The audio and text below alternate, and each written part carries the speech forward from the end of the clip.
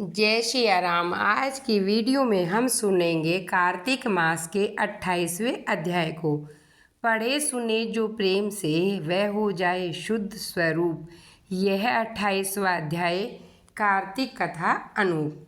धर्मदत्त ने पूछा, हे देवराज, जय और अजय ने अपने पूर्व जन्म में ऐसा कौन सा पुण्य किया जिससे भगवान विष्णु का रूप धारण करके वे उनके द्वारपाल हुए। प्राचीन काल में वणबिंदु की पुत्री देवहूति से कर्दम ऋषि द्वारा केवल देखने मात्र से दो सुंदर बालक उत्पन्न हुए। उनमें से बड़े का नाम जय और छोटे का नाम अजय। बाद में देवहूति के गर्भ से कपिल देव जी भी हुए।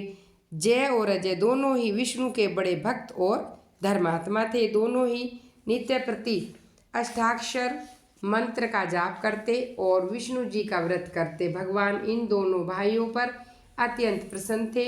नित्य पूजा के समय इनको दर्शन दिया करते थे। एक समय राजा के निमंत्रण पर देव ऋषि नारद जी गणों सहित राजा के यज्ञ में पधारे।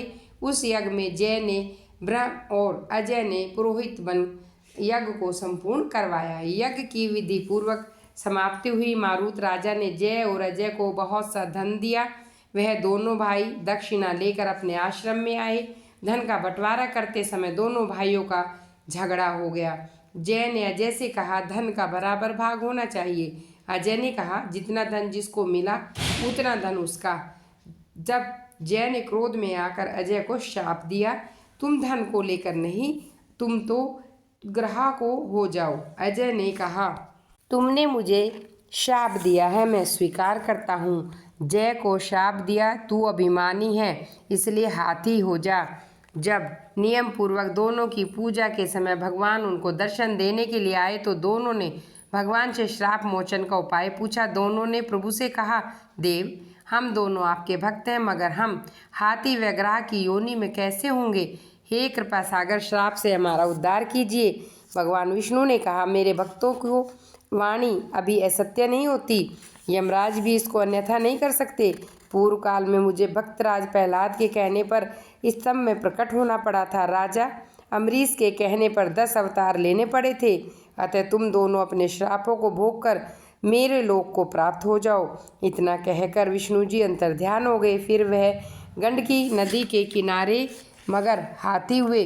पूर्व जन्म का स्मरण करने के कारण इस योनि में श्री भगवान विष्णु का व्रत नियम से किया करते थे। एक दिन कार्तिक की पूर्णिमा को वह हाथी स्नान करने को गंडकी नदी में गया।